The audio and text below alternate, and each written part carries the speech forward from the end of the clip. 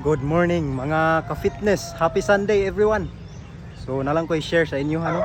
So bisan unsa pa na kabugat ang inyong gipas-an nga problema no. Pwede ra na ninyo ibutang. ito mga ka-fitness no. Ako lang advice sa inyo ano.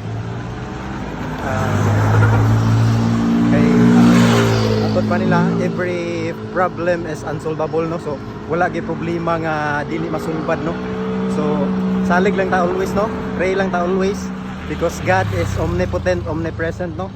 So ako di man ko relihiyoso nga pagkatao no, wala na kay ko simba-simba sa amoa.